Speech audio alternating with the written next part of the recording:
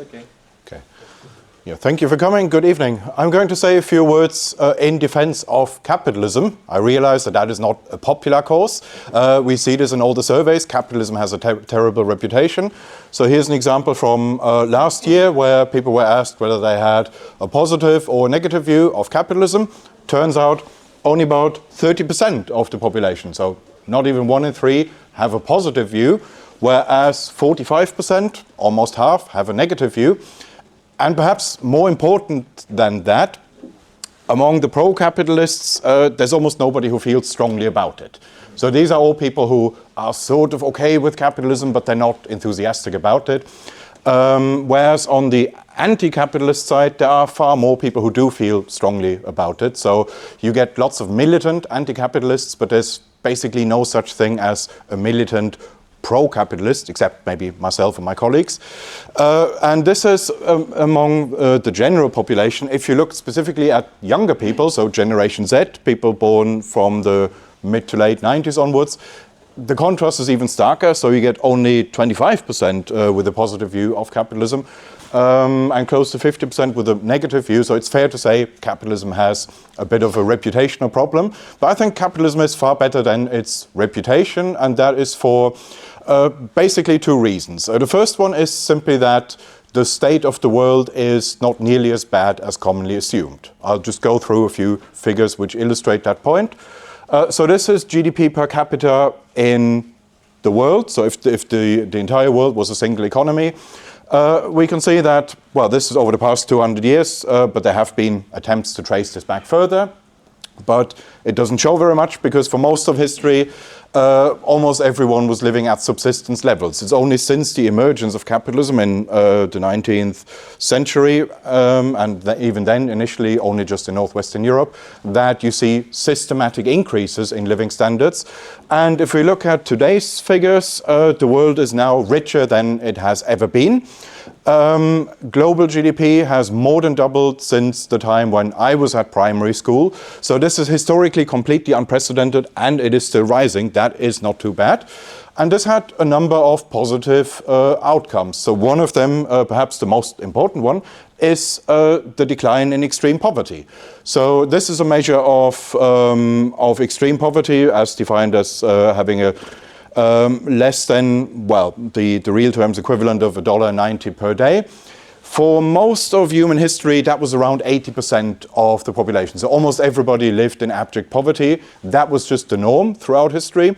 Almost everybody, except for a few aristocrats, was living at close to, at subsistence levels, basically. Over the past 200 years, we've seen a steady decline. That share is now, for the first time in history, at less than 10% of the world's population.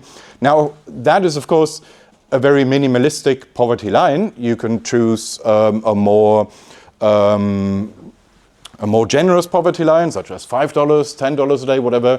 But if you do that, you obviously get a higher poverty rate. That's by definition true.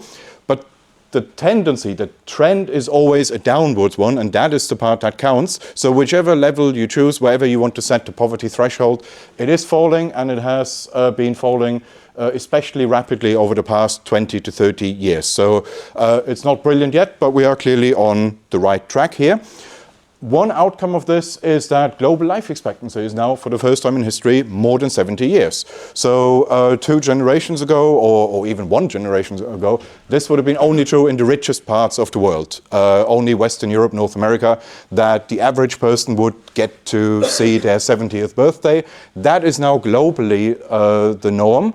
And even during COVID, which is this little blip here, it was still just above 70 years life expectancy at birth. This is historically completely unprecedented. That has never happened before in human history.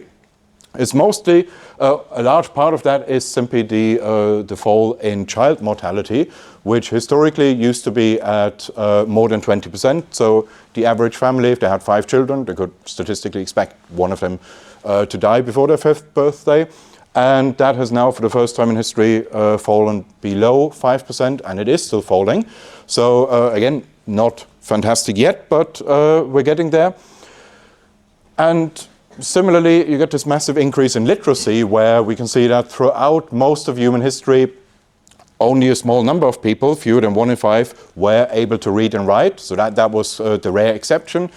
And that has changed over the past 200 years, and especially more recently, the past 30 years or so. We're now, for the first time, in a situation where more than 80% of the adult population are able to read and write. Again, completely unprecedented in human history, and it's still rising. Now, you may wonder, okay, fair enough, this looks quite good so far, but what does this have to do with capitalism? Isn't this simply a result of industrialization? Wouldn't the same thing have happened under any other economic system? To which the answer is, some of it may have, but there is a systematic correlation that the more market-based, the more market-oriented economies are making faster progress than the less market-oriented ones. And there are attempts to measure this. You may have come across the so-called Economic Freedom Index.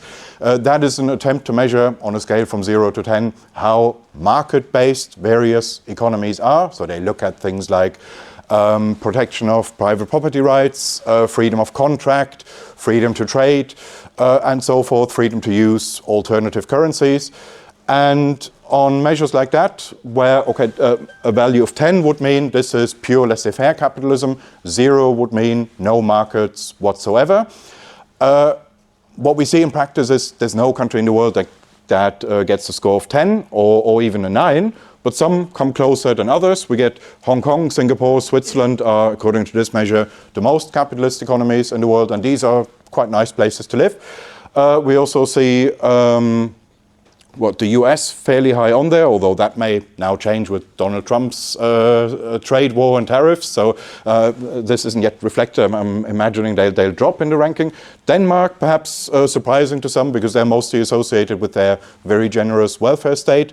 But that is not necessarily incompatible with a market-based economy. It just means you have to be very liberal in other respects. Then you can have, then even an economy like Denmark can still be in the top 10. And similarly, Finland, Iceland, similar situation, they're just outside of the top 10 here. And this is the opposite end of the same spectrum, the bottom 10%, the least free economies in the world. And what stands out is that these are generally places where you probably don't want to live. Argentina may be changing now with Javier Milei, but other than that, generally, these are places that are in trouble.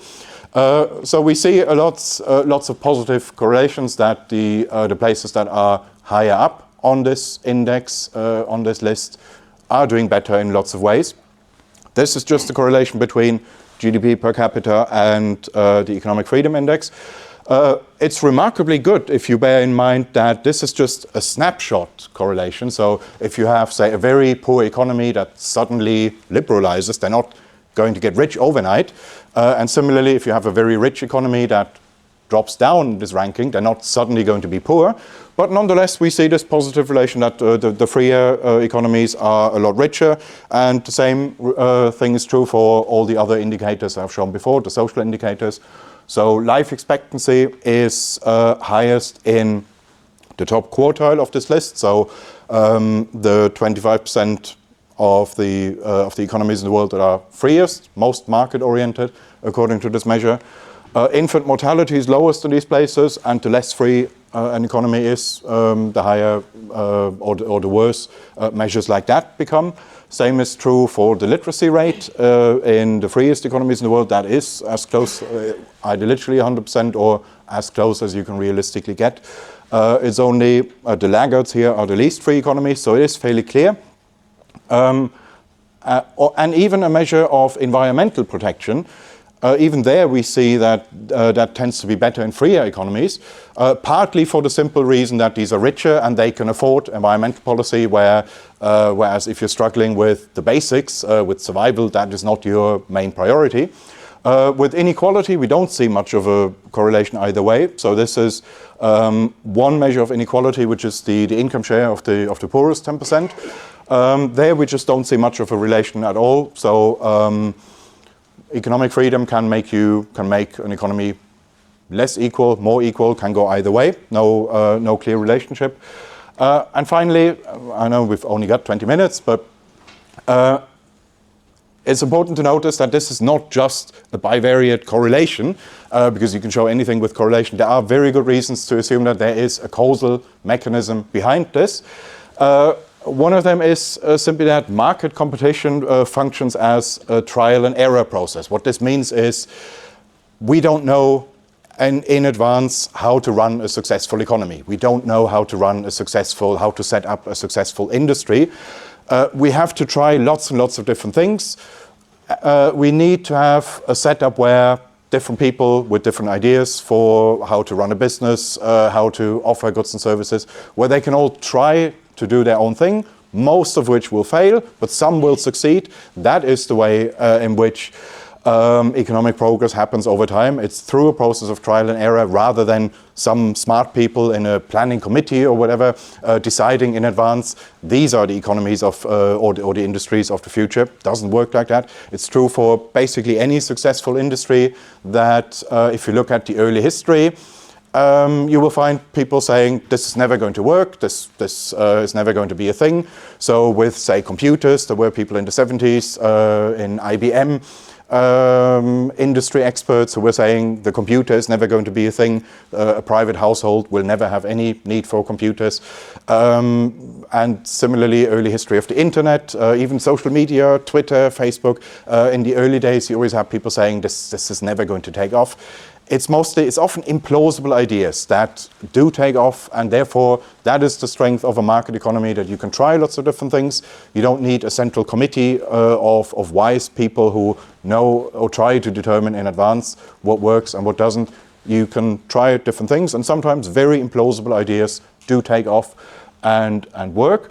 There is the fact that market prices function as information signals.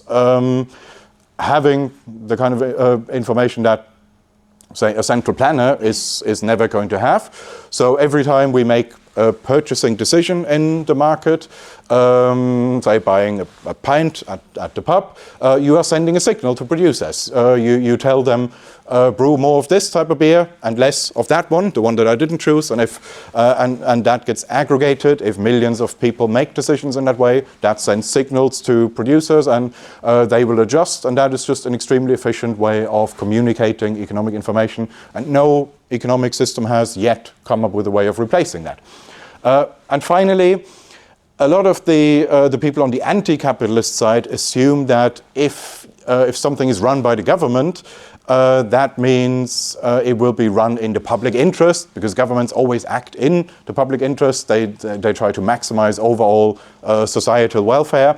Economists who have looked at how politics, the political process actually works, have found that that is not true. So it is not true that in the marketplace, everyone is a selfish bastard, and once you enter politics, everyone suddenly becomes a good person.